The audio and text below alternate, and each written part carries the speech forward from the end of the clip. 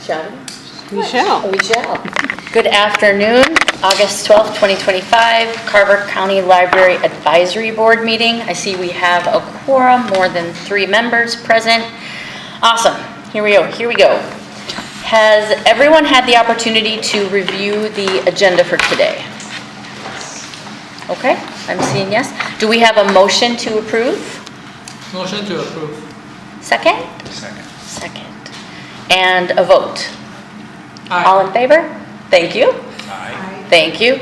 Any opposed? Awesome. And then review the minutes of our June 10th meeting. It feels like it's been a while since we've been together. A little over 2 months. Motion to approve? So moved. Just Oh, yes. small editorial change. Yes. Minor, for the record. And maybe this is my mistake. Under item 8, top of page 2, item 8.1, Chanhassen and Victoria Libraries -S Jones. Victory, was it intended to be Victoria? Referring to the Victoria I'm branch. guessing Victoria, not Victory. Yep, yes. I think it should say 10th anniversary. I was wondering, I'm like, wow, it's been around a long Sorry, I time. looked at that again, yep. Okay, yes, 10th, not 30th. 10th. Yep. Okay, so with those changes, is there a motion to approve? So moved. And a second? All in favor? Aye. Any opposed? Great, thank you. Public comment. Hi, Matt. Hi, Thanks for joining us. thanks for having me. Oh, yes. Could we have, before we have our designated speaker, with our other speakers go? Or do you want them to say? Or do you want Matt to go first? Yeah. Okay, yeah, no, we could do public input first. Yep. Okay, because you may want to throw me out. Okay. Some of you may know who I am. My name is Sarah Nagel, and I retired in December after 27 and a half years as a librarian in Carver County. 35 years total as a public librarian, so I know my stuff. I was going to leave after 6 months like everyone else did in my position at Carver County and go somewhere else. But I stayed, funny enough. The biggest reason I retired was for my health, although there were other reasons, the ever-increasing workload, for instance, and the lack of promotional opportunities. For the past 15 years, my duties primarily were to select the adult materials along with very necessary collection maintenance, not enough. It was my vacant position in 2025 which started off with a bang. And after more than a quarter of a century, I have a unique perspective. I still know where a lot of bodies are buried. You would not recognize what Carver County libraries were like when I started in June of 1997. In fact, anyone who started even 5 years after I did would not recognize that the changes were so great. I could tell you a lot, but the library does close at 8, and I'd like to focus on staffing. When I started, there were 15 people for the entire system, for administration, and 5 branches. 15 people. At least half were part-time, which is actually the same way it is now. Not including the director, assistant director, and a person responsible for ILL and rudimentary technology. That left 12 people to staff 5 libraries, and most of them were part-time. There was only 1 person at a time working at a branch, and everyone did everything regardless of classification. People ate time, came in sick, and worked split shifts and 6-day weeks. In the next 5 years, thanks to a new director, we at least doubled, if not tripled, staff. We opened 2 new libraries and enlarged Cheska. We hired a cataloging librarian. A minimum of 2 people per branch was set. This was before new Chanhassen was opened. Dave Hemsley believes that a minimum of 3 staff people for operating the Chan library is sufficient. That is unrealistic, and I believe at least 5 are necessary. In 2009, the county had its first ever layoffs, and we lost 2 librarians. The new Norwood Young America Library opened in 2010, much bigger building, but no new staff and no new hours. Victoria opened in 2015 with a minimal staff clustered with Chanhassen. A few tech people were added this decade, but a large amount of additional work descended on librarians. Collection staff had new duties added without additional hours, such as all digital selection, 2 opening day collections, Your Lucky Day books, and foundation grants. In fact, I had a great idea for a Dalkey grant, but I could not in all conscience put new work on either me or other staff. and they thanked me for that. As a resident and a taxpayer, I am not happy with my taxes continually increasing for several years with hardly any increase in staff across the county. The library was permitted to ask for a bare minimum of staff, but most requests were rejected even as business increased and new activities and services were rolled out. Evidently, other things were more important. AAA. The county now has a hiring freeze, although if there is such a freeze, then why are jobs continuing to be posted on the county website? Evidently, the library is discretionary. It took 5 months to hire for the combined law collections librarian, which was a ridiculous mashup, I'll tell you how I really feel sometime, and resulted in no qualified applicants applying. 16 hours for selection. That's what I had. Half of what I had were eliminated. That position has since been filled with an existing staff person, of whom I think highly, and her previous job has now been open for over 2 months, along with the duties to select digital resources, large print, and Your Lucky Day books. Another librarian retired in mid-January, and her job is still open. The 3 Western libraries now have no adult services librarians. There are also unfilled circulation positions. I cannot begin to imagine how this work continues to be done with this vacancy percentage. And of course, there are no funds being provided by the vacancy factor for substitute workers. Yet the county has supposedly saved $60,000 from this. Why wasn't that used for the law library position instead of cannibalizing an essential library function? Who's doing work? Everyone is maxed out. There's no stretch left in the rubber band. In addition, it's insulting to think that duties can be parceled out to just anyone and people can learn on the job. There are 2 things you really need to know. One is that Nick Katavi, whose continued absence from these meetings is disrespectful, someone needs to speak to Dave Hemsey about this, has felt for years that the library can open more hours without additional staff. The previous director finally told them that if staff were reduced, then hours would be cut. The second is something told to me which becomes increasingly more clear by the day. The county doesn't notice the library unless it wants something, such as a mashed up librarian job to cover for the law librarian FUBAR. And the county has no clue about how the library runs, what is needed to do so, and what is fundamental and essential. They don't know, they don't seem to know that they don't know, and they don't seem to care, period. The people with the least knowledge are making the big decisions. Is this the way to run an organization? You answer that question yourselves. The reason I'm here today is to advocate for the staff. I really miss my coworkers. They are smart, innovative, and hardworking. The Chan Cirque supervisor lamented that we never took a video of 3 and sometimes 4 people practically running to get books out to the curbside pickup during the pandemic. I'm speaking of the Chan staff because they're the ones I worked with, but all staff are hardworking and effective. During the early months of the pandemic, 2 people came in on Sundays for 5 to 6 hours to page books per request. Procedures change daily. And yet the staff, especially the circulation staff, receive little or no credit from the county for their extraordinary work. I will say, Charles, I do believe it was you that told me at the Chan 20th anniversary that you were very impressed by the way that librarians pivoted quickly to do online programming. I mean, they worked it was pretty, and it was, earlier than the big behemoth next to us, Hennepin County. No one came by to see how things were going. They were too busy working from elsewhere.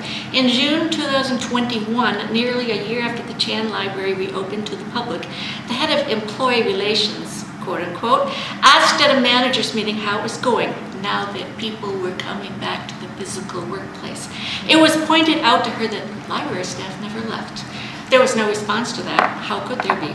Simply put, the staff are tired and they are at the point when they can't work any harder, let alone smarter.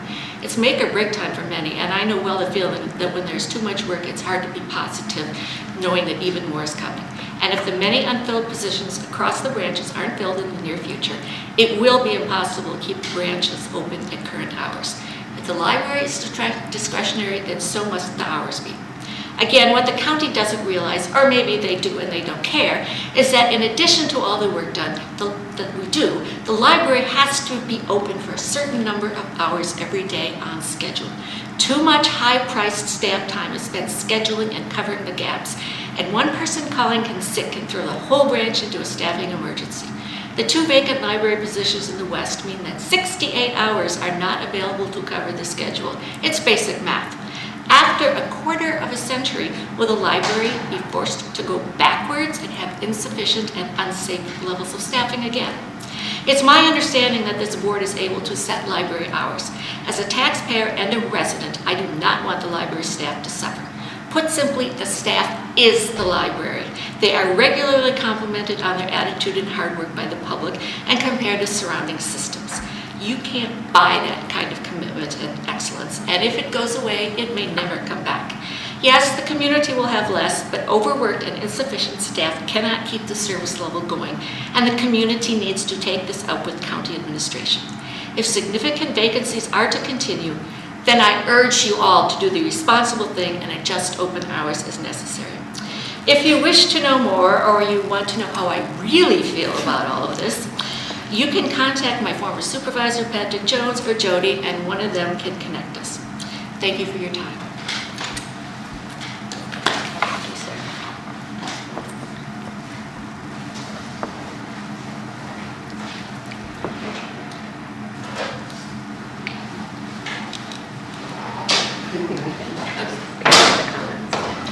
Thank you for your comments, Sarah. Thank you. Thank you very much. Print copy, I'm more happy to give it to you. Appreciate I it. love my iPad. Yes, ma'am. Thank you. If there aren't any other public comments, we can move to Matt. Yes, Good? yes. Alrighty. Well, thank you. And thank you, Library Board, for welcoming me and having me here today. My name is Matt Unmuck. I'm the Assistant City Manager for the City of Chanhassen, so work right next door. Patrick's seen me pop over here many times for a quick reading break during the day. I love the library. I'm here all the time. Actually, never been in this room, though. This is an awesome room. So happy to be here and happy to provide an update about what's going on with the city. I was joking earlier that there's not really anything too busy going on, but as you guys can see right next door, things are really popping up. So I'm going to talk mostly about our city hall and then some kind of general City of Chanhassen update. So thanks again for having me here. I don't have a clicker. I don't have too many I don't have slides. a long distance clicker, you're gonna have to come up here. Yeah. That's okay. Yeah, I'll just pop up. That works.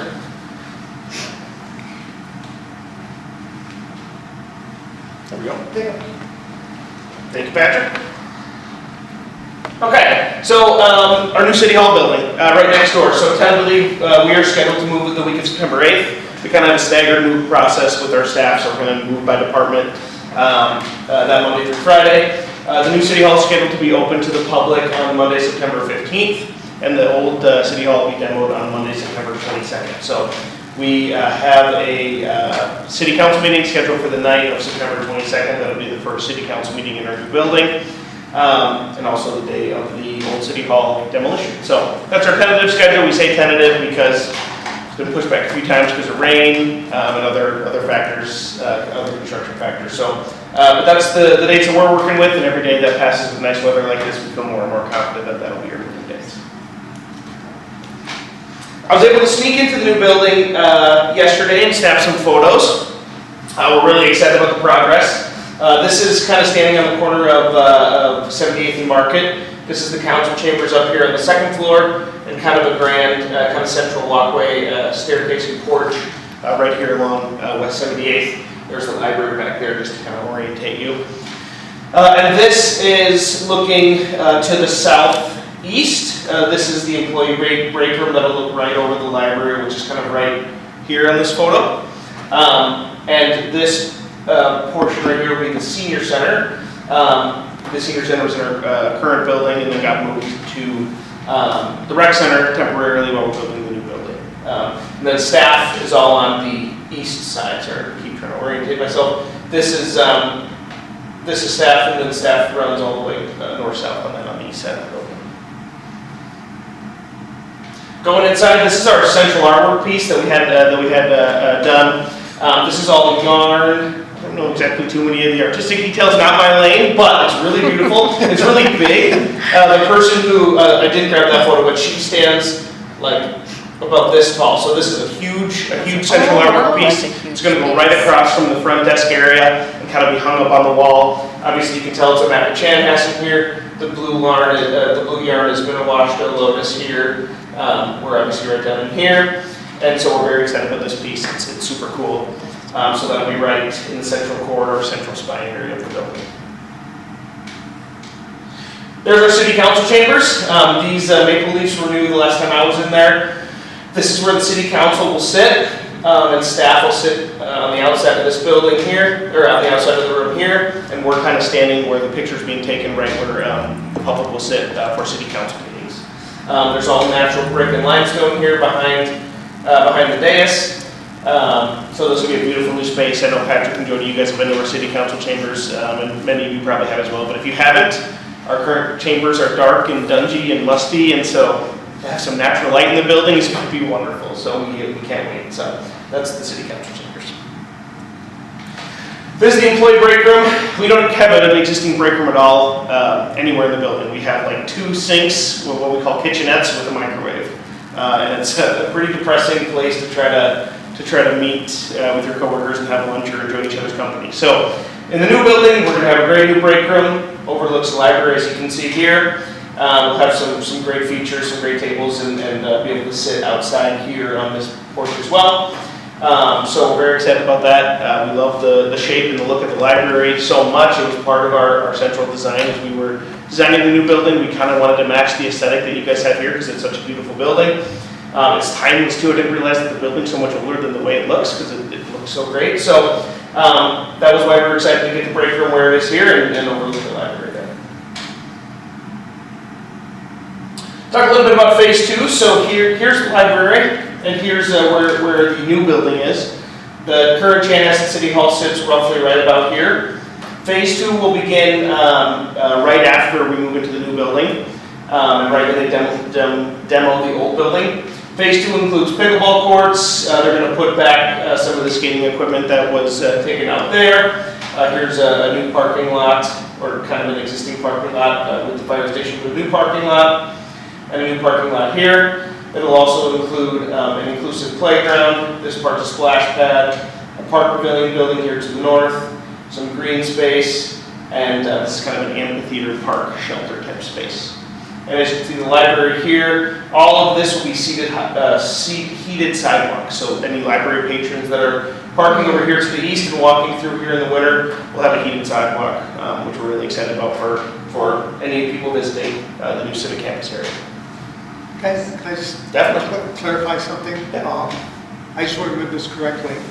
The new city hall has underground parking. Correct. So the city vehicles and the sheriff vehicles are moving under there? Correct, yep. Underneath City Hall is an underground garage. It's only designated for city vehicles, law enforcement, and then like the city council on council meeting nights, no staff will be parking down there. But that's a good amount of vehicles that you guys know. It frees up a lot of space. Frees up a lot of space, yep. So we're very excited about that. And we're going to designate and require staff to park here to the north as well. So this will be open for City Hall visitors, library patrons. We're going to try to coordinate well with the senior center because we anticipate the senior center getting a high usage right away. So any events they have, we'll make sure that there's enough parking. But Patrick, you're correct. Law enforcement and city vehicles are moving to the underground garage, which will be great for parking. I think I said all that about phase 2. I think I have a couple photos here. So this is a photo that looks, I believe this looks southwest-ish. We're going to get myself here. Maybe it looks west. Either way, this is the splash pad. Oh, sorry, it looks northwest. This is the splash pad, the inclusive playground, the park pavilion building, and that amphitheater space. So the central gathering here, it's part of the overall civic campus project. The central gathering space is just going to be phenomenal. It's going to make it much more activated at City Hall, much more activated here at the library. We think integration of events is going to be really great. So we're really amped about phase 2 of the project. So scheduled to open by July 4th of 2026, always weather dependent, but we anticipate finishing phase 2 of the project next year and can't wait to have it open to our residents. And this is just a depiction of the farmer's market. We just kind of had a rendering showing what a farmer's market might look like if it was in the new green space to the north side of the phase 2. So another way we can activate the new civic campus space on the site, and we're so excited for people to see it. Our Chanhassen Bluffs Community Center, so this is a project that was approved by Chanhassen voters in November of last year. They approved a half-cent sales tax to build a community center. We had our first budget planning meeting on it a couple weeks ago, and the project did come in over budget, so we kind of asked the architects to go back to the drawing board.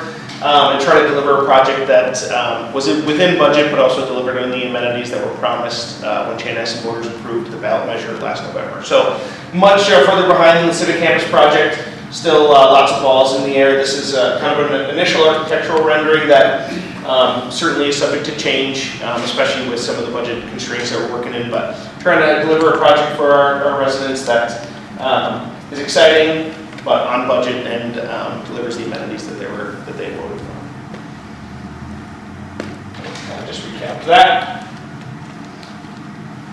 By the way, bravo to go back to the architects and rethink that, Fix it. because it is very difficult. I was on the school board for a number of years. It is very difficult once you've asked voters to raise taxes, basically, and stay within. So, Yes. thank you. Thank you. Yeah, it was a tough meeting to be in. I'm sure. It was tough for everybody. The architects weren't happy about it either, but you probably know Mayor Ryan. She was in the room. Very She well. kind of helped us navigate those conversations, and we asked the architects to go back to the drawing board, and still those conversations are still ongoing. Yep. But we basically told them it wasn't acceptable to ask us to cut an ice rink or to pay another $22 million for a project that is not what our voters approved. So Yeah, that's, good that's for where her. we're Good at. for them. Good for all of you. I want to plug our communications a little bit. I figured since this is kind of a City of Chanhassen update, I can show you what we've been working on with the communications side. We hired a new communications manager about a year ago. His name is Patrick. You might have seen him in some of our communications videos or other products. But we've really pivoted to video, which is kind of a cliche term in the communications world. But we're trying to do a lot of short form video, long form content to really keep our residents engaged. And just provide another way for them to access our content, access city updates. That's better than just a newsletter, so to speak. So this is called the Chan Check-In. We do it every week. I'm going to play this video for you. Hopefully it plays just about a minute, but it gives you a little taste of what a weekly update from our communications team looks like. It's meant to be fun and engaging, but also informative. So let's see if this plays here.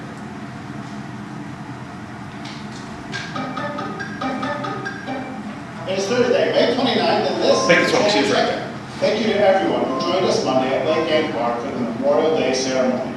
Nearly 500 people attended to honor those who gave their lives in service. This week we're coming to you from outside the Chanhassen Library next to this statue because it is one of the top 10 most Instagram-worthy spots in all of Chanhassen. According to us, the latest Chanhassen Connection magazine. Take a photo at any of the featured places and tag us to enter a raffle for a Chanhassen-themed prize bag. No surprise that one of those Insta-worthy places is Lake Ann, which is where on June 12th, kids can learn to fish with Chanhassen's local heroes at the Fishing with First Responders event. Sign up at the link in this video's description. June 3rd, join us here at City Hall for the Planning Commission's public hearing on Augment Apartments preliminary plat and site plan review. And finally this week, just a reminder that Carver County has begun work on the Highway 101 bridge that connects Chanhassen to Shakopee over the Minnesota River. Work will continue through early July, and Highway 101 will be reduced to one lane in each direction during the project, so expect delays. All right, that's it for now. We'll check in with you next week. So that's a little taste of what the Chan Check-In looks like. We try to put that out every week, and it's been really well received by our residents. Lastly, this one is not a video. This is 10 minutes long, but it's another video series we started called The Local. It's developed by our communications team and our economic development manager. She goes out and finds local businesses, and they do kind of an interview series. Probably seen similar things on YouTube or social media like that. But this one was the OG Coffee and Wine Bar here in town. She's done Golf Zone, Nas Thai, a couple other spots in town. Just kind of an interview series with our local businesses to highlight them and celebrate them. So kind of more of our communication strategy, pivoting to video and some of that content. That's all I have. Happy to stand for any questions or talk through anything that you guys are interested in. Yeah. Over the weekend, I drove by the new city center and I noticed the clock is an hour off. Has that been fixed? It has been fixed as of today. Great catch. I'm not going to get this right, so you can't quote me on this. I didn't notice that today. Okay. It had something to do with the installation needing to wait like 12 hours for something to catch up. But it's correct now, and it's digital, so it shouldn't need any updates. But I was inside the clock tower when they were installing it, and they had scaffolding all the way up the backside of that brick. And let's just say I'm glad I'm not the one that had to climb up there because it's looked and sounded very scary. So it's fixed now. It's updated as of this morning, I think. Yes. First of all, thank you for your presentation. Thank you. And congratulations on just tremendous work. There's kind of a land of Oz feeling to all of this, to see this beautiful new city hall and then the Chanhassen Bluff Recreational Center, which would be truly wonderful. Hopefully we won't have, issues with the architects having to go back and skinny things down. But in regards to Avienda, so really two questions. One is, because of the new infrastructure that's coming up that the voters approved, what kinds of constraints are being placed on the commercial entities involved in Avienda? That's question one. And question two is, what are you anticipating will evolve in terms of retail infrastructure that will complement the Avienda housing and also complement the recreation center? Those are great questions. I wish I had the answers off the top of my head, but I definitely will take the notes and give it back to our planning staff. I will say I know that the commercial districting in Avienda has been in flux in recent weeks. The Avienda developers came to the city with some changes in their stormwater plan that resulted in some changes in kind of that central commercial district. I don't know if you remember, but it's supposed to be that kind of open green space where people can kind of gather between bars and restaurants or other social gathering places. That's now been changed to a stormwater pond, which was disappointing to city staff. It was disappointing to the city council because that's not what the Avienda development had originally promised. So we asked them to go back to the drawing board, or at least present us an idea that explained why they needed to move the stormwater pond relative to the overall Avienda development. That's the most I know about the Avienda kind of commercial development, but I appreciate your questions, and I'll talk to our community development director and we'll get back to you. Well, and the retail infrastructure, what are you anticipating in terms of potential retail infrastructure? There undoubtedly will be, there's a concentrated catchment area there now for retail infrastructure, and I'll bet you dollars to donuts that retail infrastructure will emerge. Am I off base here in projecting that? I don't think so, but I would hate to speak out of turn. I understand. Let me check with my community development department and get back to you. Okay. They're the ones that are kind of in the nuts and bolts and engineering as well about what's actually going on in Avienda. So I'll look back at them. Okay. And invariably, these are perhaps some questions that Commissioner Anderson is in a position to think about or respond to. I don't know. No, that is definitely the city. Municipal. All the cities. Municipal. Got it. Yep. Okay. Yep. We have enough to do. You have enough to do. Yeah, but we have to stay in our lane. When it comes to that. Thank you. Yeah. So, but thank you for asking. All right. Thank you very much. Thank you for having me. I appreciate it. Thank you. Thank you Yeah, so much. Thanks, Mike. Nice meeting you. Yep, and you guys, again, Jody has the PowerPoints here. Welcome to circulate to the group if you want, and feel free to reach out with any questions. Thank you. Thank you. Patrick. So you from Texas? No, I'm not. I was just telling someone else. I went to a conference in Austin, so I got it at the University of Austin. But I got some questions today because they got ranked #1 in football, and I'm not trying to be a vandal. Austin is a huge football town. Yes. Yeah, we went to a game when we were down there. It was wild. Right. Yes. Thank you, everybody. Thank you. Take care.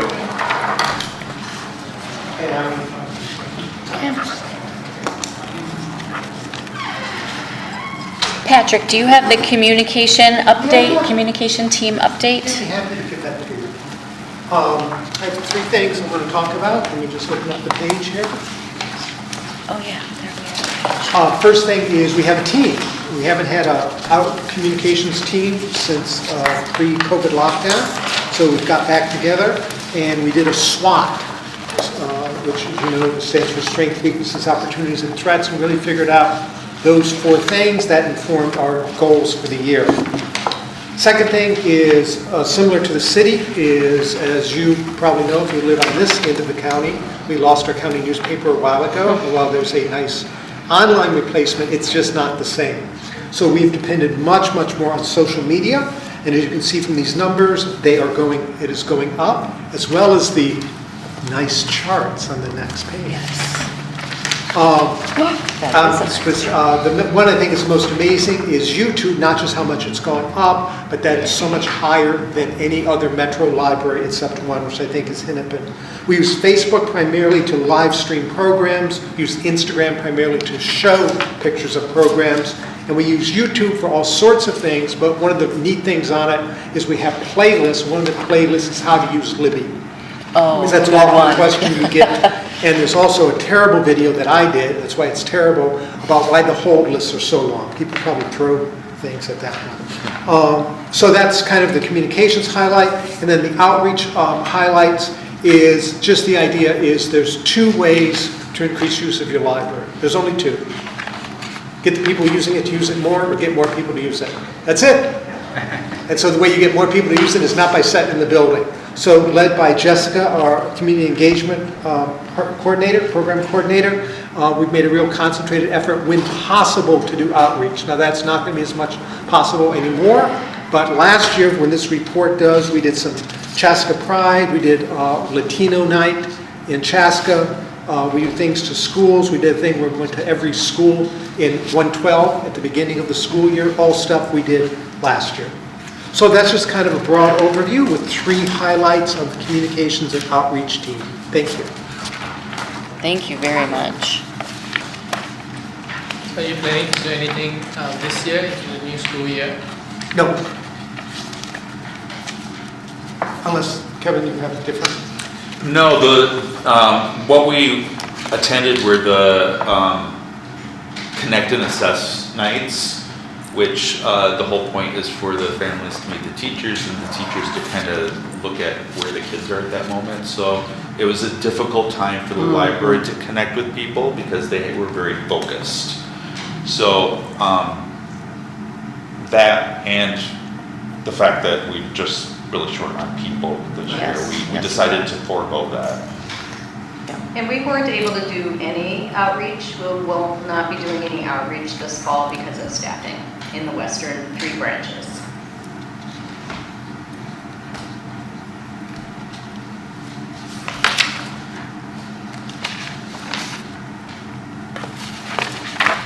I think we have 3 policies to review.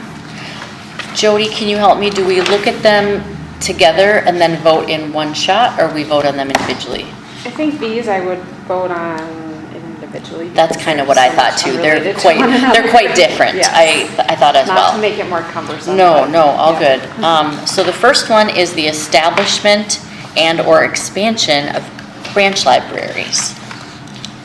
And again, these are reviewed and updated every 3 years, each policy like individually on a rolling. This is just a regular cycle. Regular Correct. cycle Yep. review, okay. Yep, as best we can. Yep. Sometimes that fluctuates a little bit, but Right, yep. we do our best. Okay, cool. So anything that you see obviously in red underlined are recommended edits to this particular, to the policies. Well, I have one comment, and I would gather that there's no degrees of freedom to have the comment responded to with this document, but it is something for future consideration. And I'm fine, by the way, with the recommended edits, so those are cool. I find it very odd that this policy does not speak in a firm way towards the need to produce evidence that there is systematic, strong and increasing community demand for library services. The only language that speaks to the volume of community evaluation or collective expression of interest is at the bottom of page 1, item 2, local community support for the branch library must be indicated through a formal statement. I mean, why do we add more branches? We add more branches because there is demonstrated systematic evidence of increasing customer demand, if you will. And I can't see how we can approve more branches without appropriate due diligence to demonstrate that the head count is rising. And I mean, I'm not talking about this in a profit loss context like a business. That's not where I'm coming from, but this is a public entity that has to be financially sustainable. It has to be cost effective and not be on a trajectory towards insolvency. And so I find that to be a real yawning gap in this language. I don't know the history behind that, but I do find the policy in that regard not a very adequate policy. You cannot expand without demonstrated evidence of increased market demand. I don't see how you can do it. And there are ways that we can gauge that. We can go out and do feasibility studies, Lisa. We can do that kind of work. And so I as a voter, I am not comfortable with decisions being made to increase branches without evidence that the market is calling for that. Well, I'll get off my soapbox. No, I think that's very valid.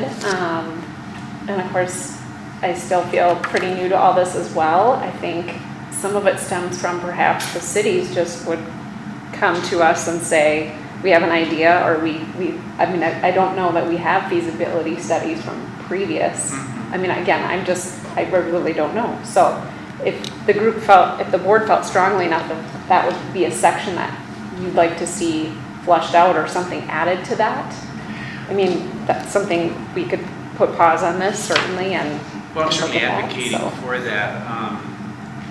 I think it makes for a stronger argument.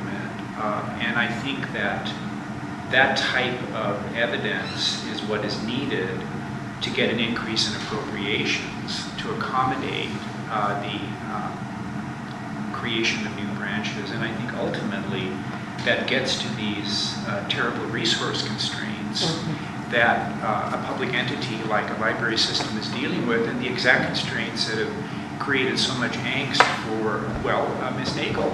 I mean, you spoke to that. I mean, you spoke to resource constraints and how they've affected you, And so there's clearly increased market demand for the library system.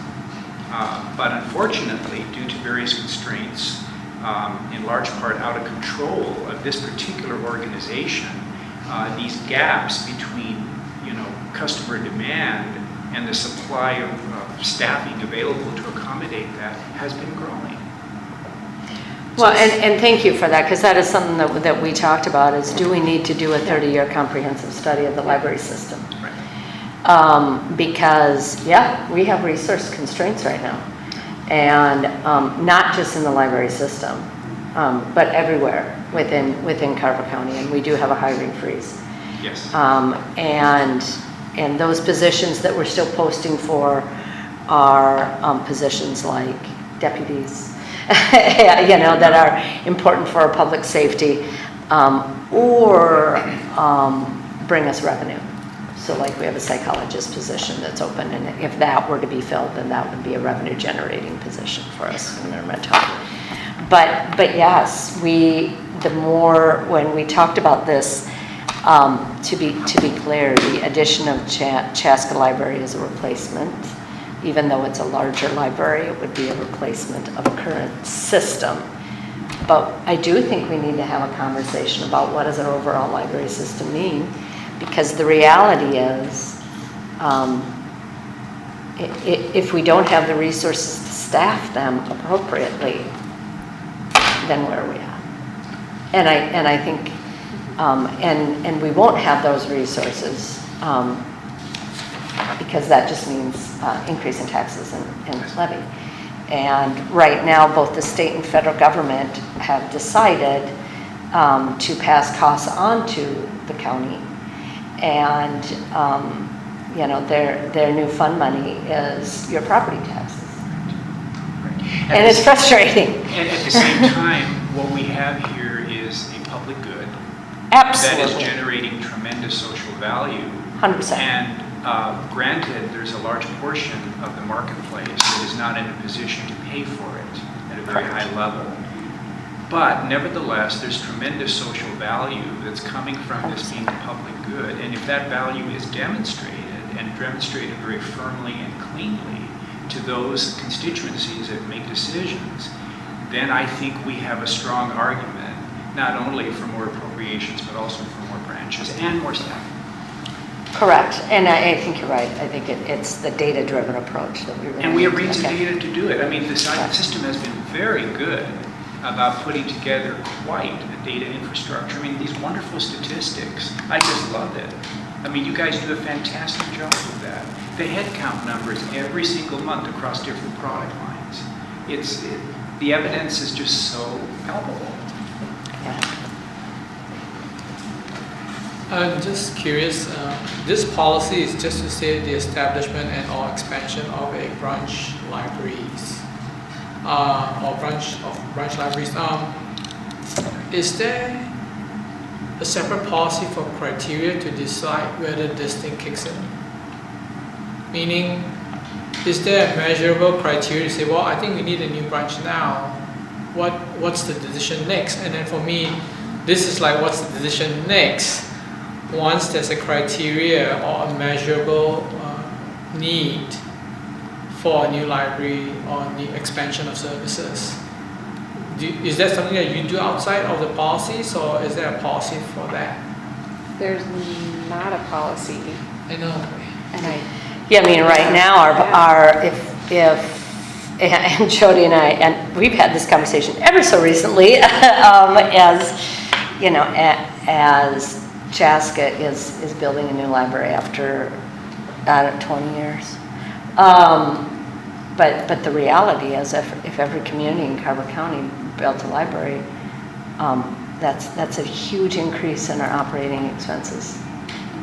Right. And it's unsustainable. I understand. Because when I read the criteria for branch establishment, it doesn't give you why you're putting a new branch in. It gives you a constraint of the new branch. And it's very different from, okay, it's more like this is the playbook when you've already decided you need a new branch. What does it look like, right? So in order to make that decision to move forward with this policy, so you almost need a measurable criteria of some sort to say, I think, we have expanded to a point where we do need an additional library to service the community. Right. Does that make sense? Totally, and I agree with both of you. And I didn't actually catch that when I first read it, because I read it more like, if Chaska wants to expand, then this is what needs to happen. I didn't look at it like New Germany has decided they want, and I don't even know if that's in Carver County, but It is. I'm like, I know I drive through it, but I don't know if it's in Carver County. New Germany has said they want a library, so they get a library if I was like, I don't think, does anybody want a new library? Like, we have, the towns felt represented, so I didn't look at it that way. So this conversation is really good. And hopefully they are, but right now we do have Right. You build it and we'll pay for ongoing staffing forevermore. Right. And It's just like right now, back in like 20 years ago or 30 years ago, Chaska is like out in the outside, and now it's all built out. So further out in Mayo or the different outskirts town where we just have a drop off right now. Right. If those communities continue to grow and expand, they may reach a critical point where we really need a library. Totally. What's the 212 and 5 are both criteria? going all the way there. So So we the are thing getting becomes, what's the close. measurable criteria to decide to do that? So does it seem like maybe this one gets, I feel like maybe this one gets tabled? That or do we want to approve where it's at, knowing that there's still work to be done on this particular policy? Because I agree with you. I think maybe it doesn't need to be 5 pages of documentation, but maybe it's, a demonstrated, how do you even do that? Like Stacy lives in Carver, but she visits the Chaska library 9 times a month. Do you guys track that? Like where someone lives and what library they go to? We do, if you're checking things out Okay. from our library, Okay. because your home address. Oh, sure, got it. Okay, so you could run reports like that. Stacy checked out. Unless they put an RFID on your car. cot and you walk in. Right, yeah, I mean, location services on your phone, your library card pops up.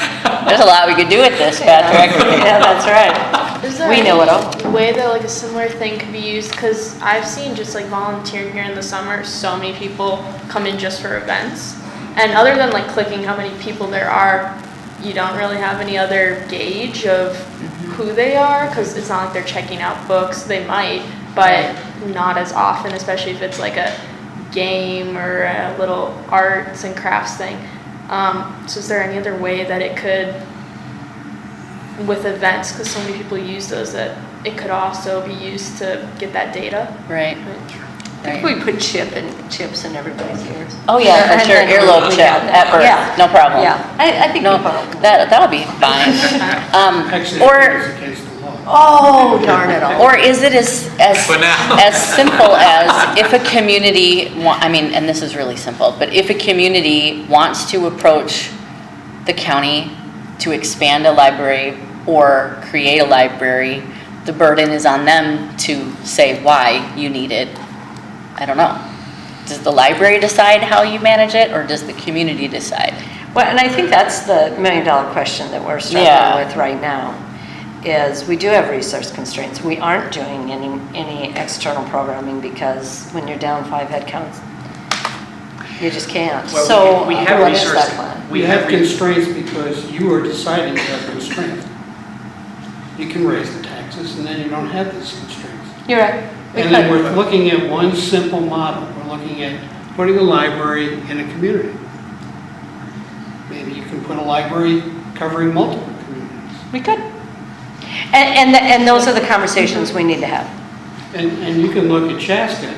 Chaska needs a new library, not only because they need a new library, but they also need to get their city hall so they can use it for city hall. Yep. There are resource constraints, and that is so typical of being in the public sector where you have a public good that is grossly undervalued in terms of people's willingness to pay for it, because there's this strong proclivity to free ride on the resource. Yet, the thing that we have going for us in this area is we have strong ability to pay. I mean, look at assessed valuations. Look at household income levels, look at per capita income levels in this area compared to other parts of the Twin Cities. There is a very high ability to pay. And if we demonstrate the valuation of this public good to that public, I think we have a strong argument for appropriations. Yep. And we've got much of the data to demonstrate it. And that gets at your concern, Jen. Although I will say people do feel like they're being taxed out of their homes. Everybody says that. I mean, But there is a segment of population that we cannot forget that really are being taxed out of our home. I mean, we have people Yes. who are living under the poverty line. Absolutely. And I represent them. Yep. In fact, District 1 has probably the largest percentage of people who live under the poverty line than all of Carver County. You got it. And so I represent them just as much as I represent those who can afford it. And they're the people where this sort of a resource is just vital. So important. Absolutely. So it's a balance. It's very much. It's a balance. Kevin, that's a very good point, and I'm just going to put an exclamation point after that, is that the data is really great. We've got a lot of resources in the eastern part of the county, and they're growing in Chaska. They weren't that way before, so things are growing, but there's still parts of the county and pockets within these that we're not counting, and they're not going to be reflected in the data. So it's not just the ask. That's the tricky thing with libraries, is what comes first, the chicken or the egg. Yes. You know, if the library is there and we're providing a vital resource, then hopefully they will come and that will build on and that vital resource will be apparent. So it's a little of both. You also have to look at a situation like the Chaska Library. Chaska Library serves not only Chaska, but the even more impressive area of Carver. And Cologne, probably. Carver's not asked to put any of the money in if we build a new library. Yeah. And maybe they should be. Oh, boy. But don't tell anybody else. I'm gonna let it yeah. So how do people feel? Do we, I feel like we should take a pause on this particular policy. Does anyone else feel that way? Or do you feel like you want to approve it as it is and take this as a work to do for the next cycle? But that wouldn't be for 3 years unless we want to work on it. But you can still approve it at a later date, at library board meeting, right? Yep. Yeah. You could table it. Okay. Yeah. And continue to work on it and still approve it. Yeah, okay. Later this year. I guess if we say we want to table it, what do we want to? Well, What's the action needed? Because you don't just table something and Right. no plan for next Right, steps kind of right. thing. Good- what I'm good hearing is call. that there are degrees of freedom for us to modify the language that speaks to this point, and that if we table it till the next meeting, I think between now and the next meeting, I think that language can be developed. I mean, is that reasonable? Who's gonna take on the? Are you gonna? I'll be happy to help with that. I'm the one that raised the point. I'm more than happy to help with that. Yeah, and it would be Jody's responsibility. So, Yes. Actually, that's not true. The only group, the cities and the county are involved in decisions on new libraries. The library board has no decision. true, but Jody as our library director can, yes, that is Can true. outline But we're in some an advisory recommendations capacity, yes. And a list of Standards. advisory capacity. What do you Look agree? at some more policies, No. board policies. Oh, really? Well, it might. Well, the fact is, your input is meaningless. Well, I'm not inclined to agree, but it's a friendly disagreement. So do you think that works for you and your team to table this until our September board meeting, library board advisory meeting? Absolutely. Okay, cool. Good discussion, really good discussion.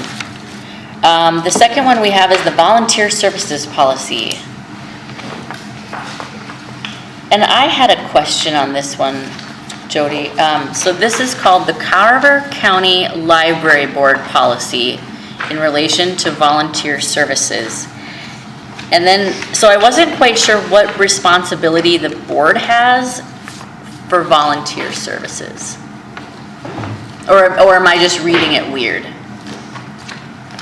Just that this group supports Okay. what we've built into this policy, Okay, and that stands behind, what we have set in place for our volunteer program essentially. And there's a volunteer policy at the county level, but which some of this ties into that as well. I don't know if that answered your question. I think so. I was like not quite sure. And then when I saw providing direction and evaluation of volunteers, it's like maybe halfway, just over halfway. What is an I just put example question mark. So it wouldn't, I guess I understand the providing direction. And maybe evaluation of volunteers is just like Stacy's been, volunteering here and she does not know the Dewey Decimal System. So we are asking her to move to the information desk. Is that sort of an example? Well, those are all under the supporting management principles. So it's really the principle Okay. that you're saying, yeah, we like this. Yep, okay. The only comment I want to put is that on the first paragraph it says Carver County policy requires so is that a Carver County policy that only applies to 18 and older, or is it applies to anybody? Like if you have a 16-year-old, would you still do a cursory background check? What if the 16-year-old is just a deviant? There are different standards for below 18 because then you have to get parent permission. So I believe that's why employee relations would just forego that with them. So if the under 16, under 18, the parent would still need to approve it Yes. Correct. for them to be a volunteer. Okay. Yes. But Okay. shouldn't we still check to see if this person is trustworthy? It's, I don't think it think- doesn't, I don't think it. Yeah, I don't think there is one for under 18, a background check. I think you have to be 18. to be able to consent You still to a have background to do check. like the training for the county with, Cybersecurity. Yeah, cybersecurity and stuff like that. Oh my God, So you still need to be trained in that stuff, but it's just the background check. I think they're assuming that if the parent is signing off, then they trust their child enough to be responsible enough to do that as well. I'd assume, I think, is what it's saying. If I remember right, if you're under 18, that information is sealed. Right. You're a juvenile. Yeah. It's just a thought. We see more and more teenage negative activities.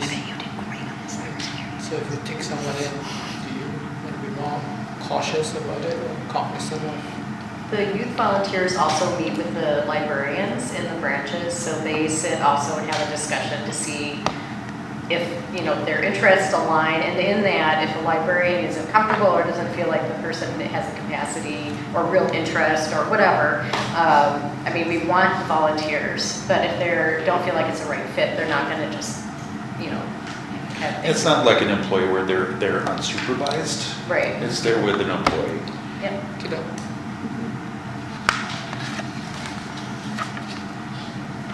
Are there any other questions related to the policy? The volunteer services policy? No? Do we have a motion to approve this one? Motion to approve. Thank you. Do I have a second? Thank you. All in favor? Aye. Aye. Any opposed? Okay, none. Thank you. Wendy, did you second? Yeah. Yes.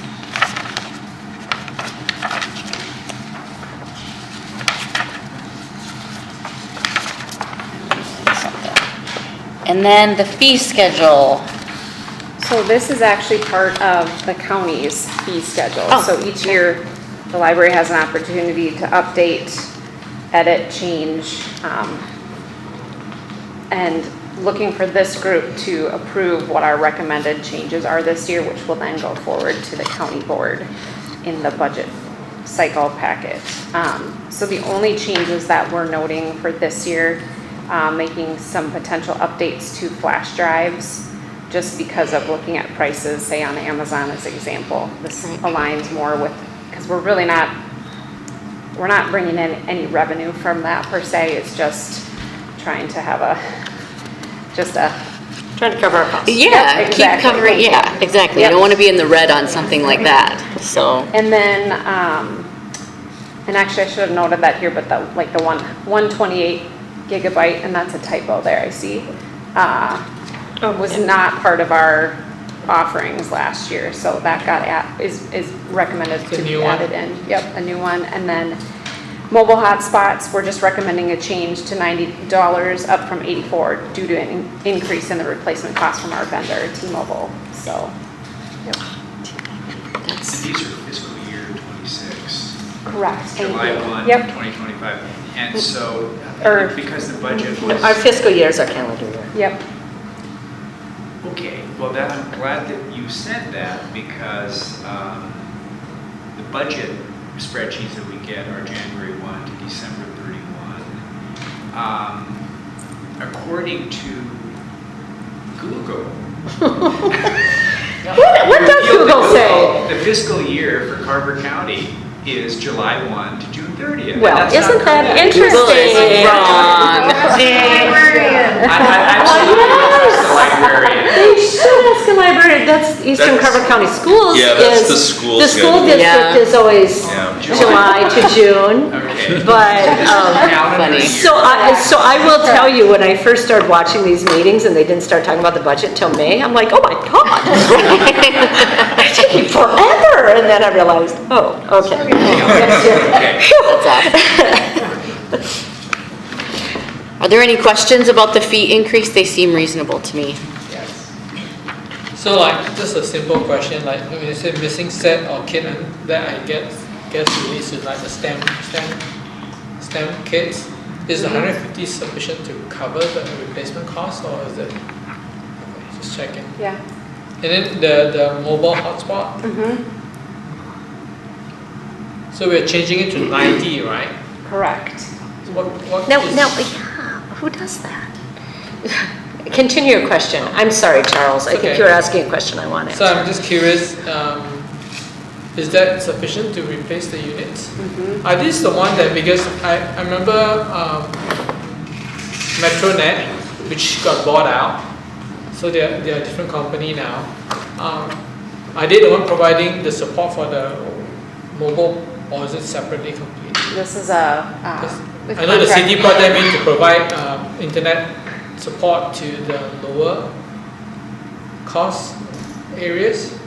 Is that right? Did I miss that? Metronet, Yeah, that was one of the companies, yeah.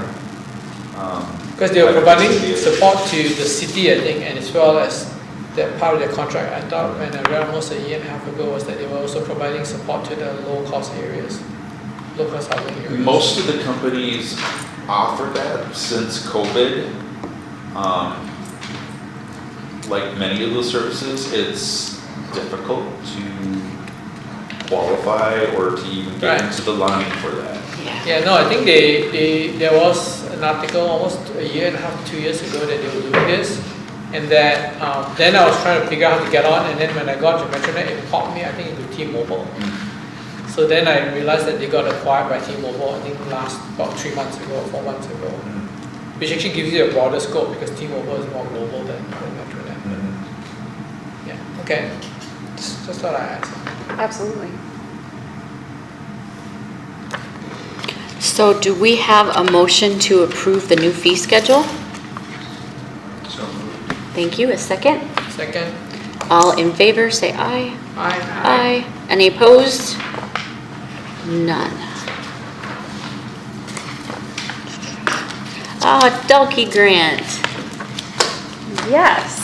Board Is that Representative. time of the year again? It's It that time of the is. year again, when we come upon our annual Dulkey opportunity for requests. And so we put together a grant board each year. That includes myself, someone from the county, which has often been Nick Octavi, one of our branch managers, a Friends of the Library representative, and then a library board member has an opportunity to serve on the grant board as well. We pushed the due date a little bit later this year to October 17th, so I would anticipate the grant board would get together end of October, ideally before our next November library board meeting, because then it will come to the full library board for approval to recommend on to the county board for final approval. So a lot of steps there, but nonetheless, for those of you that have served on that board, if you want to say any words about being part of that process. Have you welcome. participated? Twice. Twice? What were your thoughts? What do you think? It's fun. I agree. Because you get to read ideas from different submission. A lot of time, I think the submission has come from within the library staff because they're the one that's most familiar with the process. And then, they are, closer to the community that uses the library and they can see the needs. When we went through it, I learned things that I never thought I'd learn, and I always mention this about those who are struggling in their mental capacity to do well in school, and then they get the help in school up to high school, and they get out of high school, but they never reach that high school level of education because of their mental capacity. What happens to them after that? And I think there was a program that we looked at it that looked at that. But I know the sad thing is that program that I think we looked at has a expiration time limit, right? But it opened my eyes to that. Yeah, I never thought about if you had a mental capacity issue, you finish your grade 12, however they let you graduate with. What happens after that? Where is your education going after that? And for me, that was personally, and I always mention this. I think I mentioned it several times because it did strike a tone in my thoughts on how we could use some funding and hopefully be able to progress with that. Right. I had a similarly very good experience last year. I was in a lucky position where we were able to approve everything that was submitted, which was pretty cool. I remember reaching out to Jody and I'm like, if the math is right, we could do all of these, right? And she's like, yeah, it is. And I was like, oh, okay, cool. Which, you know, you'd hate to be in a position, well, you know, to have to pick and choose, but it was good. I thought it was a great opportunity. And it was even, I know I talked to the newest board members like in January about the Dulkey grant because everyone talked about it so much when I first became a library board member, but I hadn't actually researched it until I said, yeah, I'd like to participate. And then it was eye-opening to me that we had such an amazing gift from this, you know, previous patron. And there's a responsibility to do well with that money, you know, to do good things. So it felt good. And keep in mind that Dulkey Grant is what funded our, what do we call that? Extended access at Victoria. Mm-hmm. So, yes. And sorry, I have to go. It's only 5 o'clock. Oh, 5:30, yes. I know, Okay, right? nope, all good. So are there any questions that we can answer for anyone who might be interested? So is the ask who from the advisory board is going to participate? Is that right? Yeah, I think if there's interest, right? If you want to. Yeah. Go ahead. You want to?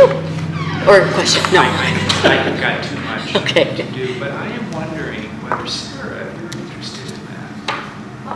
Oh, I don't know what the time commitment is, but if I can do that in school, I'd be willing.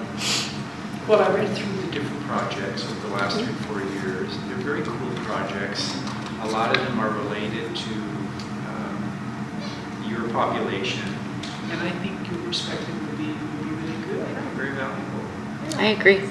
Usually what you get is a page or two like this and maybe some supplemental information. Like last year we approved, now I'm going to forget, but it was like a backpack for outreach that the librarians can bring like to the county fair. Hey, what do you know about the library? Like videos and stuff. So there was some supplemental information.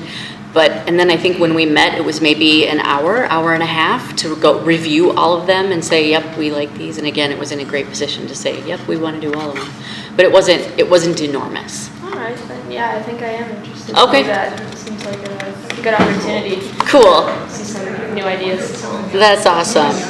Exactly, we need the younger generation. That's awesome. And we usually met virtually, Okay. but we'll see how schedules would match up too. But if you're not opposed to that, that's been pretty I think efficient. last time I've been, it was we came here to this room and hashed it out. And mine was virtual, so it would, like whatever We can works. figure that out with schedules, so. Okay. But I suppose we have to vote on this. What's the magnitude of the grant each year? Up to 100,000. Yeah, Mhm. each year. So what is the endowment itself? Do you know the size of the endowment? It was around $1 million initially, and we're at, I think, I don't have the exact number in my head, but around 850,000 that we still have. Yeah. So it's throwing off, given current rates of return, it's throwing off 35 to 40,000 a year in income That just can be keeps used to pay growing. grants. Yeah, Yep. that's wonderful. Yep. Yeah. Is that coming through the community foundation, or is that? It's held at the county. Yep. Is there a need or a want? Does anyone else want to participate for like Sarah's good? Awesome. Do we have a motion to approve Sarah to sit on the board for the Donkey Grant? Second? And anyone, all in favor? Say Aye. Aye. Any opposed? No nays. Thank you, Sarah. Thank you. No pressure, Thank Sarah. you. Get into it. I think you'll think it's cool. And a good experience. Yeah, I think you'll think it's cool.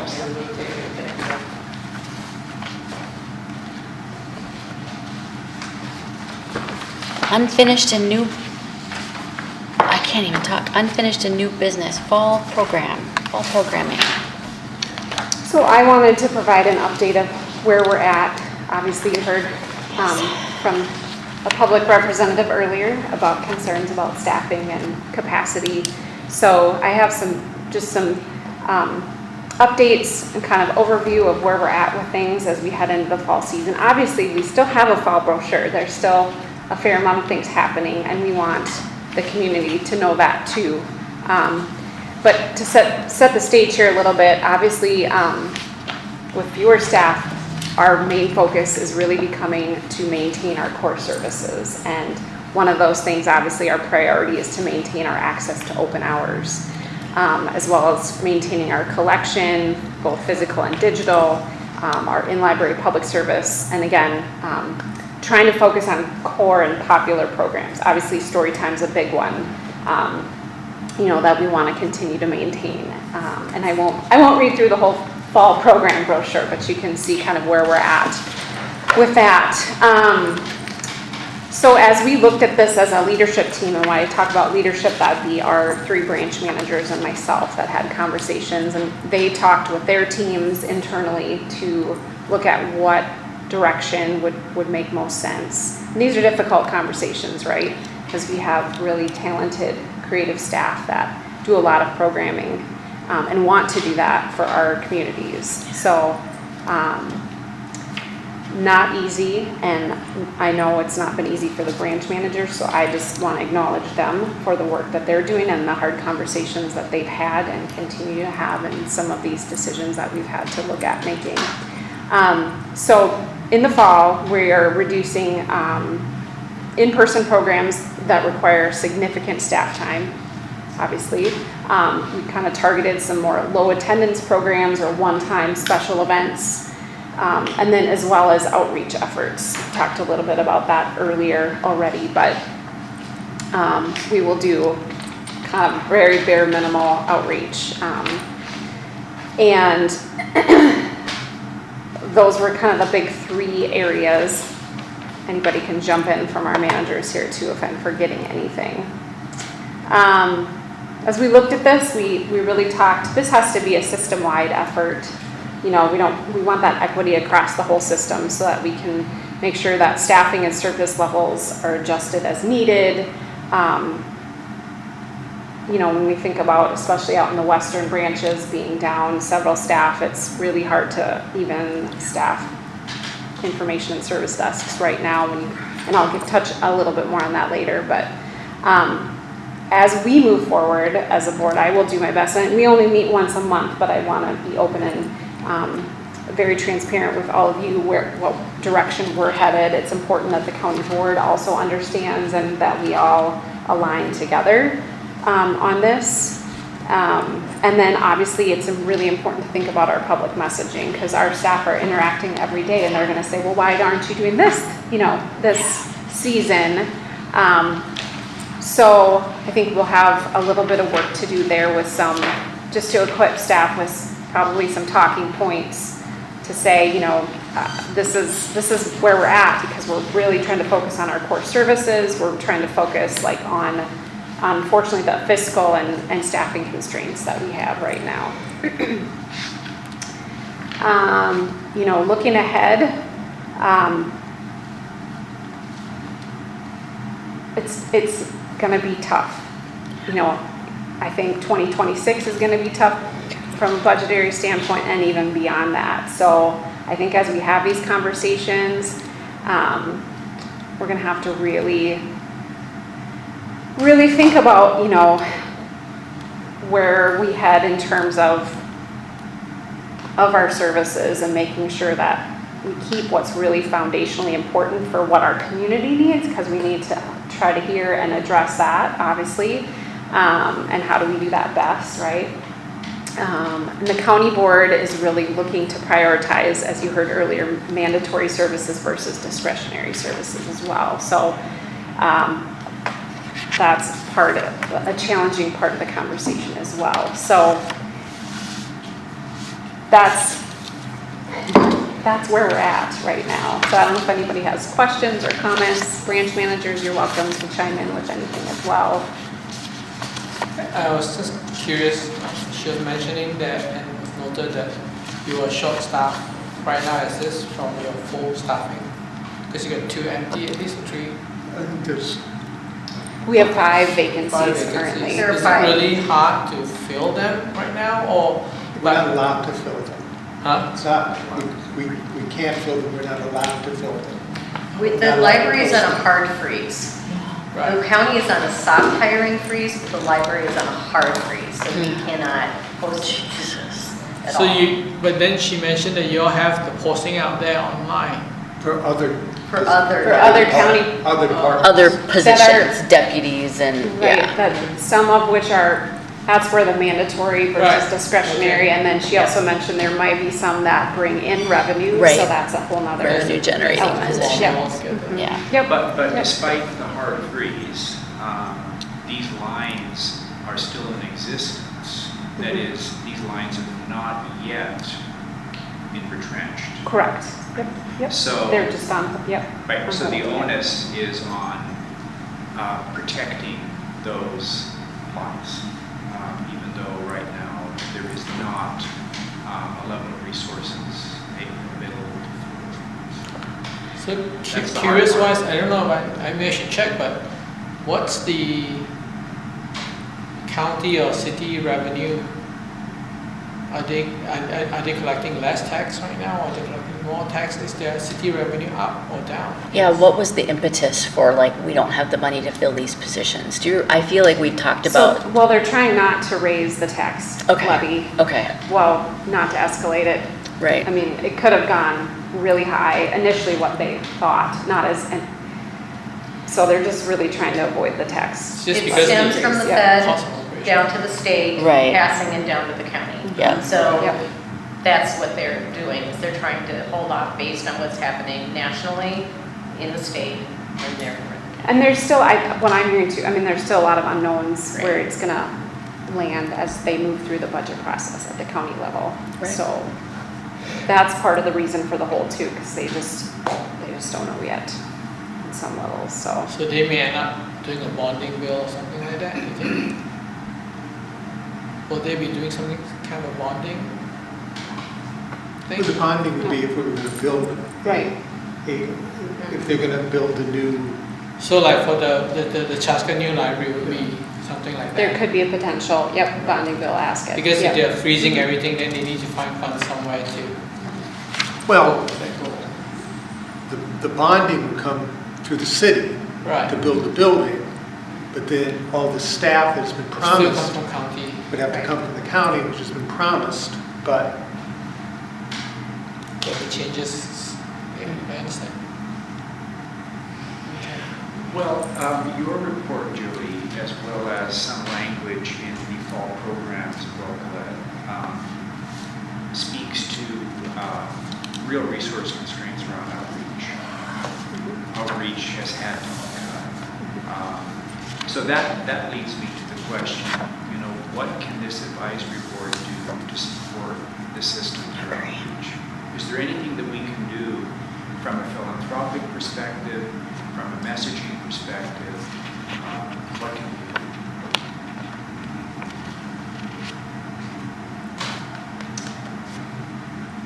Well, you're taxpayers. You can reach out to your representatives and advocate. That's really what it comes down to. Our friends groups are supposed to not only do book sales and raise money, but they're advocates, and that's how I would see the library board. You're not only advisory, but you're advocates for the library. And that doesn't mean everything I want happens, and how you do it is up to you. Yeah. Motivation for my question. Right. There is a online county newsletter. Write letters in there. Contact your commissioners. Do you know, are other county libraries facing the same? Because I know that you know people in Northfield and everywhere else. It's a statewide thing. Yeah. Everyone's kind of Yeah. feeling this. I did have a meeting this afternoon with the youth services members from across the metro, and every county has something going on. Either hiring freeze or some sort, or at least amongst the people who were there. I shouldn't say every county. I don't think somebody from Hennepin was there. But Hennepin is really looking at targeting core services as well. Mhm. I mean, a similar. So like, Right, like limiting open hours, is that what you mean by core services? No, okay. No, I guess more in terms of programs and outreach too. Got it, okay. I'm just really looking at what I'm hearing from some of the other MELSA directors is maintaining our public service hours, and not, I mean, again, I'm just reiterating what I said Right, earlier, yep. not doing as much programming and outreach. Yep, and having to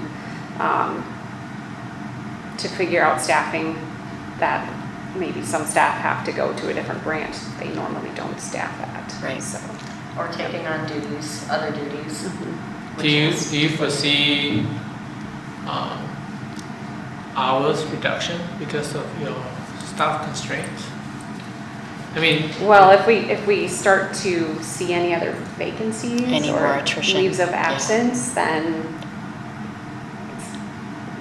that's, We have two pending, we have a leave of absence that's pending and a potential leave.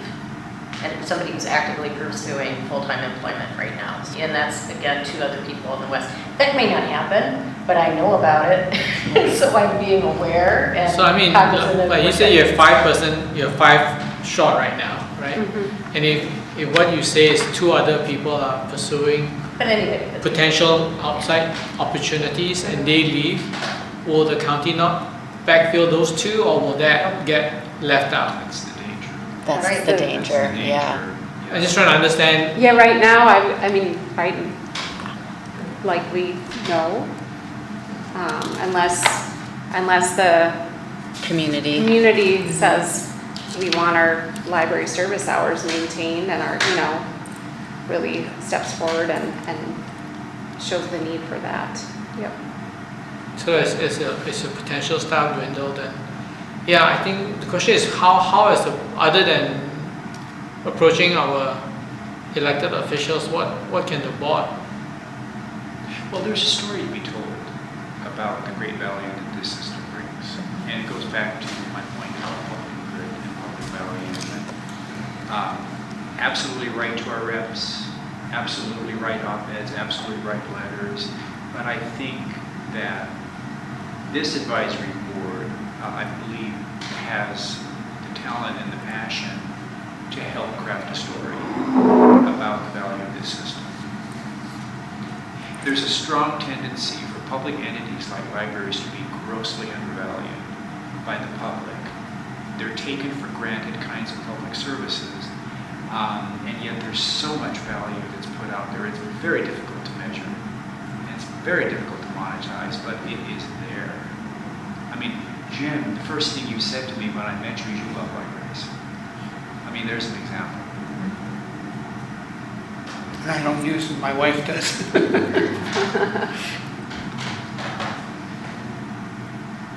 Is that And our- something that could be seen with like communications that we like heard about earlier? That could be, at least if the general public is unaware that this is happening, is that something that would be feasible, or is that?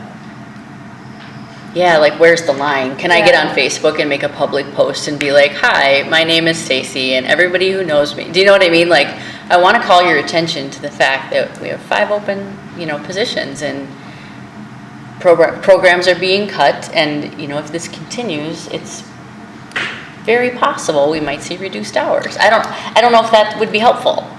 Well, I think, in fact, I believe in October is the MLA conference. It would be wise for all of you to attend that conference and learn about what else is coming in the future for libraries. I used to promote 24/7 libraries. And now they're coming. Right. I mean, these are the things. And there are other ways to provide the library services than the way we necessarily do it now. I mean, that's the other thing. You may have to change the way you're providing the services. And thank you for saying that, because I think that's something that we internally can do, is we do need to look at how we provide our services and how we work as a library system.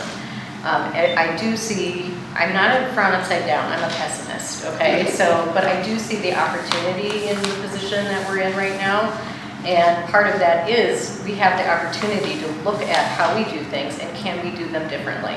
And can we do that? And I don't want us to take on more. I don't want, to Sarah's point, I don't want to set us up for burnout, but what can we do as a system differently so that we can sustain the communities in a way that is positive? And there's something to be said about getting word out what libraries are actually doing today. Because of course you hear library and you think books, yeah? Right. Yeah, that's what everybody thinks. But when I get together with people and I talk about libraries, or I do my library dreaming, I had a meeting a couple weeks ago with Commissioner Anderson to talk about library dreams for Chaska. I always talk about the things that we do and the services we offer for the public, and that is a completely different way to look at libraries. That's not something that the general public does, and it's a very positive thing to talk about. So being able to, promote those services that require the people to provide the services is a good way to start that conversation.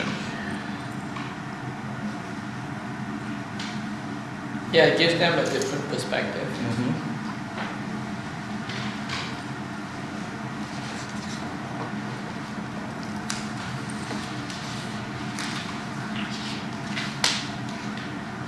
One of the things that's lost is one of the, well, you can see it here in Chanhassen. One of the services the Chanhassen Library serves is meeting space.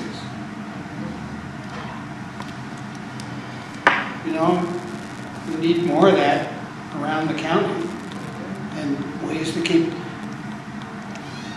When I first got on the library board, it was a time of a crisis, 2007, 2008. This library used to be open till 9 o'clock at night. And one of the things, they cut back the hours, so they closed at 8. That affected a lot of groups that were meeting at Chanhassen Library. And they never recovered that hour. And a lot of groups in the community need that. And there is hardly any, Chaska has some library meeting space, but a lot of the small libraries don't have any meeting space.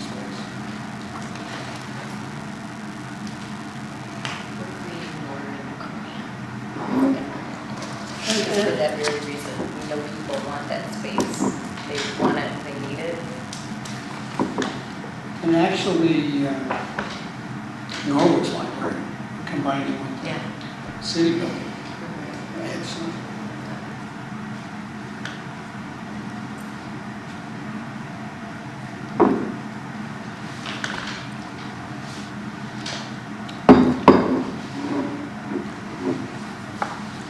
Well, I don't think we have any answers at the moment. Right, a lot to think about. Just processing a lot of really good feedback and questions. Yeah, a lot to think I about. we all should think about, and myself very much included in that.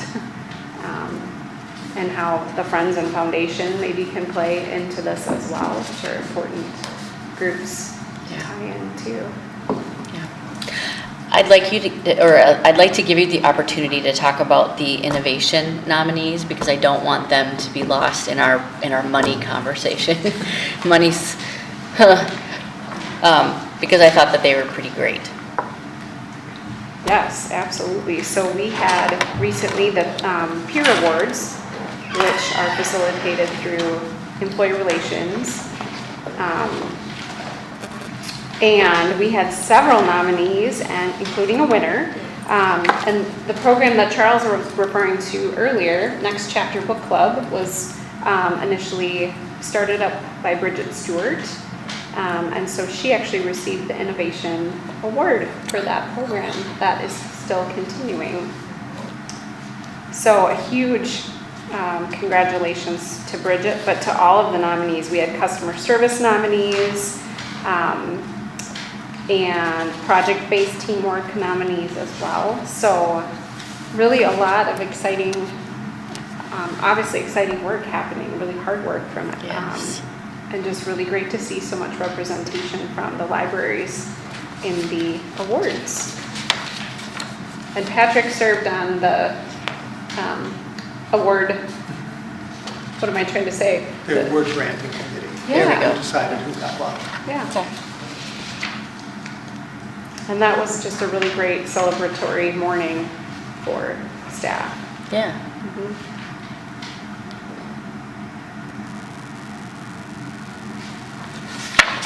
I think we're probably at the budget update, which is Ern's favorite, and he stepped out. Let's get to let's talk fast. Well, Let's talk fast. No, I'm just kidding. I really just have one Really fast. update about that, and this will go to the county board and then, is it next week? Yes, next week. So related to vacancies and desk shifts, we have what's called the STOC budget, the stock budget, which we are over on that budget currently. And so what we are going to do is do a budget amendment as to shift our equipment and furniture purchase budget of $20,000 and do a budget amendment to shift that over to our sub-budget. So that we hopefully will have enough to carry us through for our sub-budget through the remainder of the year. And I worked with, branch managers worked on scheduling out through the remainder of the year to do their best estimates on PTO, leaves of absence, and to pull those numbers together. And then in turn, I worked with our county accountant, Diane Rugland, to pull projections from that for costing.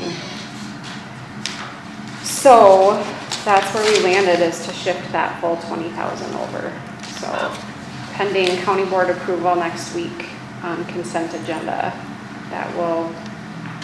it's not the end all be all solution, but it certainly will help in the meantime. You're talking about the STOC, right? Yes, correct, yep. Is it consolidated at 01 or is it broken up?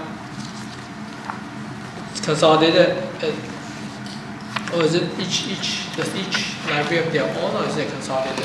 It's consolidated, yeah.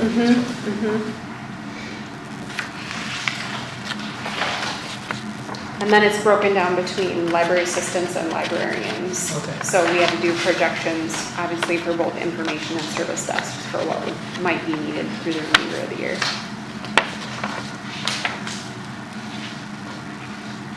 Just to catch you up if you didn't catch all that. So I put in an RVA to the county board for next week for a budget amendment request. RVA, request for board approval. To shift our equipment and furniture budget, which was $20,000, to shift that over to our stock budget so that we have additional sub availability through the remainder of the year. There's flexibility around that. Yeah. I mean,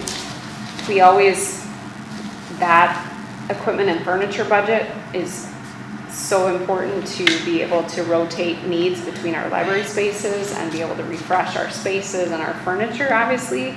But the leadership team talked about this and felt that for this year, we just had to prioritize being able to staff, so. A little more depreciation is not covered, that's not. Yep. So that was the main budget update that I wanted to share. So I have just a very quick question about the presentation of the numbers. Typically, when we get the budget spreadsheet, it starts out with the whole system-wide and then it's broken down by satellites.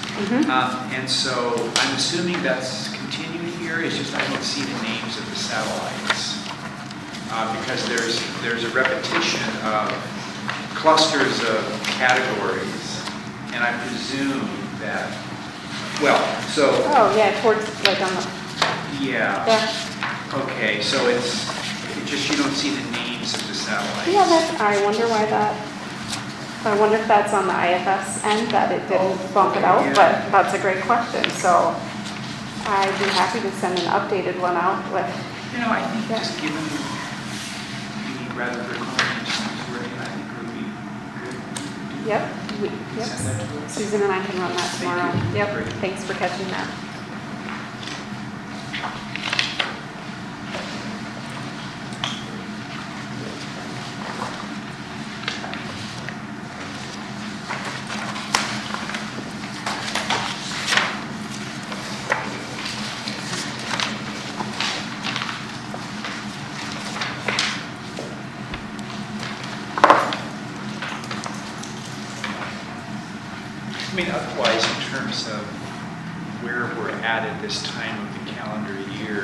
percentage of what was budgeted, what's been spent, or what's been taken in, it all looks relatively normal. Yep, yep. It does. Absolutely. I mean, we all know that that the budgetary conditions are, to use the word again, draconian. But nevertheless, I mean, the maintenance is really, it's being managed extremely well. I think everything else looks, yeah. Looks really good. Yep, looks really good, absolutely. It's just kind of a bummer when you're like the duck, right? Everything looks good on the surface. No problems here, no problems at all. We're still making do with next to nothing, right? Like that's the tough position. It's like it all looks good until you open the hood.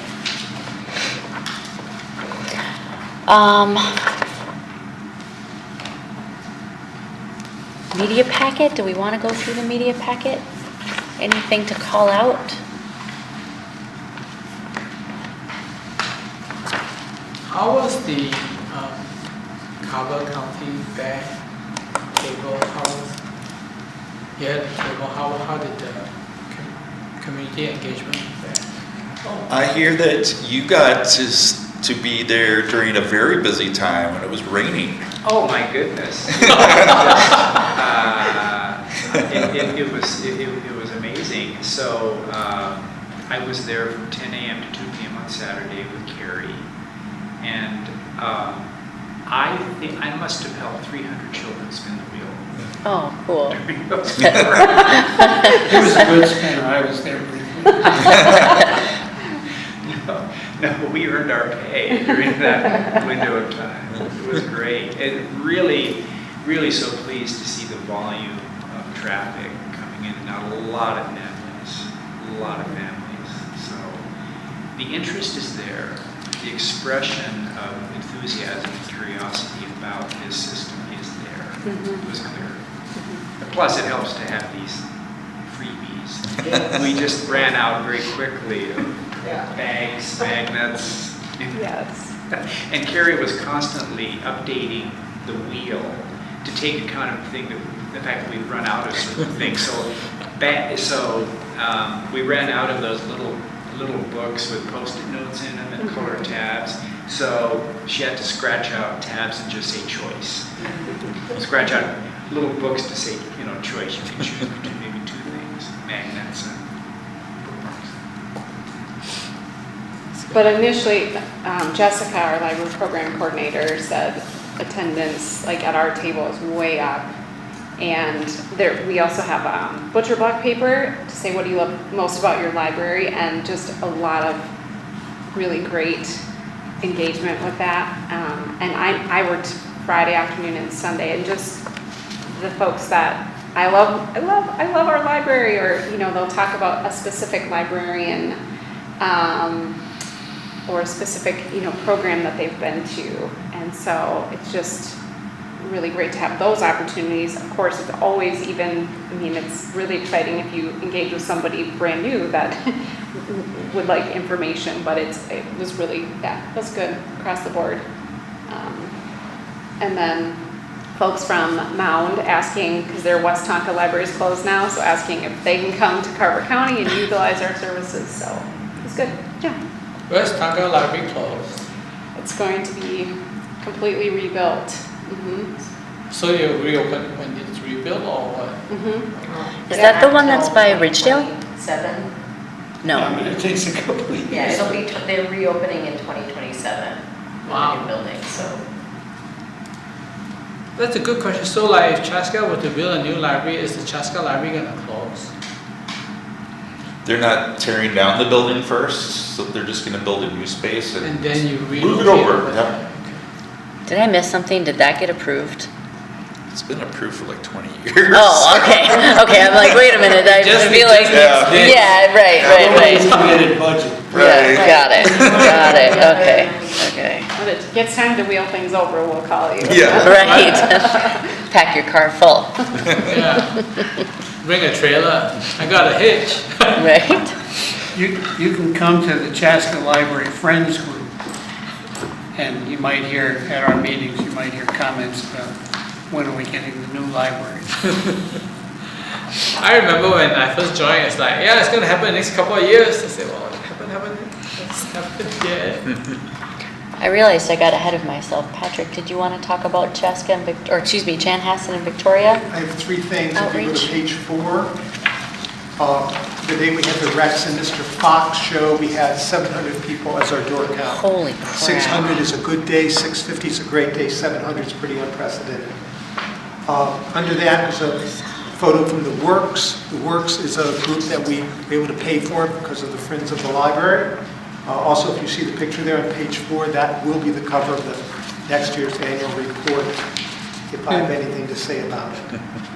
And then finally, over on page 8 is a game program at Chanhassen. These are high engagement, low staff involvement.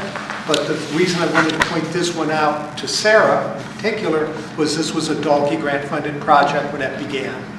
And so once again, we use these Dalkey grants as seed money to innovate something, and then it continues. So those are the three things I wanted to point out. Thank you. Thank you, Patrick.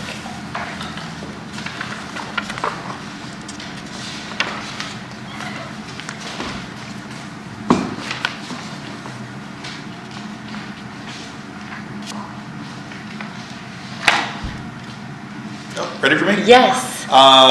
So first of all, llamas. Carlson's Lovable Llamas, which is out of Waconia, brought 5 llamas to the plaza area. We were so worried because it was raining, but it didn't matter. We still had 202 people show up. So I can only imagine next year when we do it, hopefully on a nice day, it'll be much larger numbers coming through the library. Let's see. The herb library, which was sitting outside of our front door, it was just basically cilantro, basil, and dill, and we put out little baggies for people to help themselves, and that was really well received at the library. And one statistic that I picked up after I made this is we have a geocache that is located in the library. It had its 150 person visit it last week, and it's been people from all over the world. Last week I was sitting at the desk and I was watching the guy walk over to where it is located, and he was from Australia. So Wow. we're getting people from all over the country come through the Chaska Library, all over the world. Isn't there something that they take and then they put something else in there? They can, yeah, they can leave a little, what they call tokens. And, Right. yeah, it's mostly, they just want to put it up onto the internet that they've been there, and they can put a little stamp into their book. You know what, I never really thought I heard about it a long time ago, but then I just met a colleague that has been doing it all over the world. And she's got like a bunch of these places that she has, and she takes pictures of it, and it's insane. Yeah. Cool.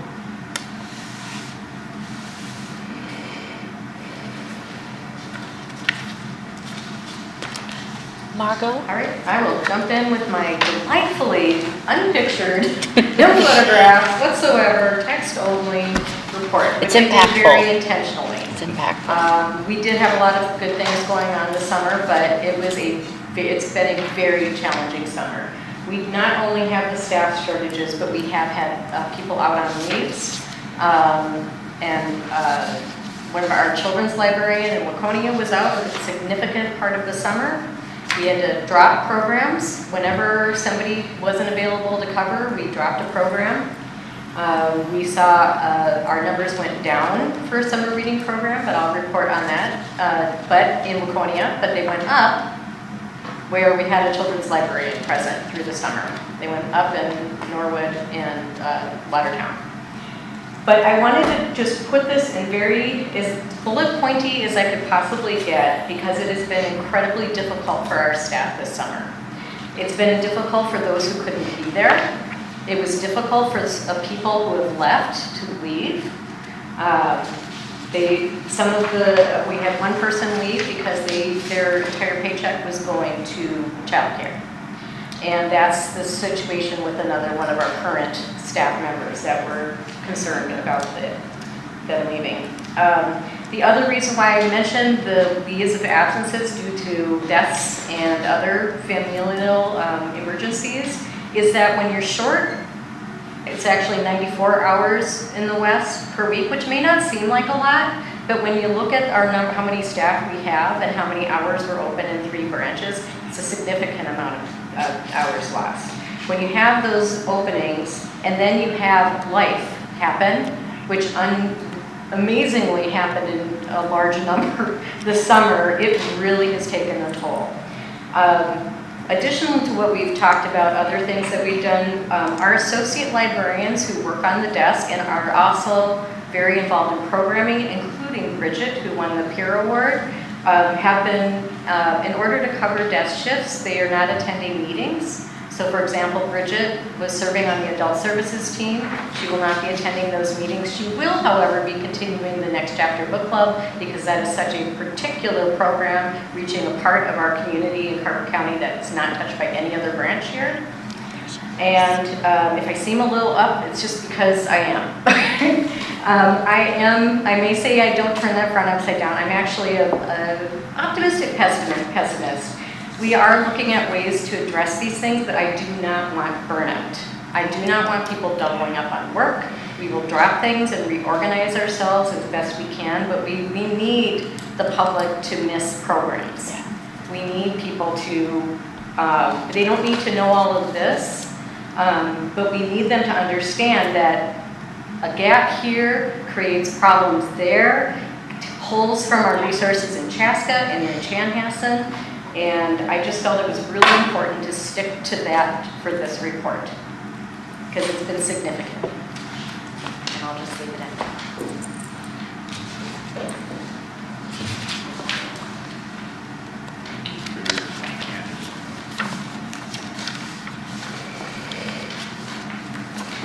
Okay.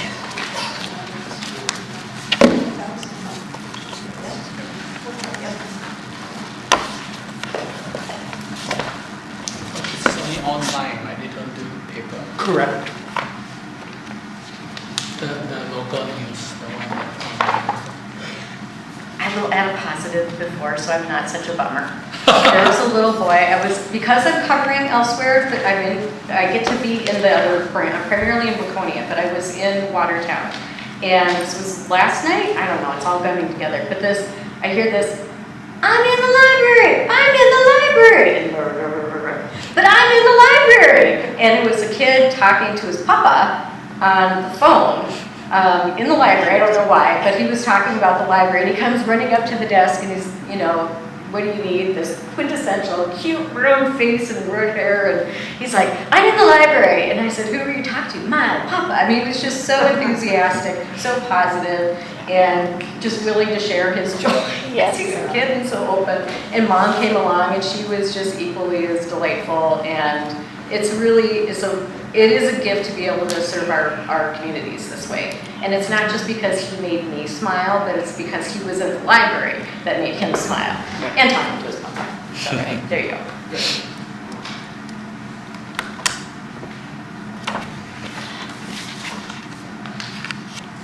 Kind of heavy. That goes with the job. Yeah, kind of heavy today. If we don't have any other additional comments or questions, is there a motion to adjourn August 12th library board meeting? Motion to adjourn. Is there a second? Adjourned. Can you say all in favor, say aye? All in favor say aye. Aye. Any opposed? You want one? Motion is no. Be quiet. You are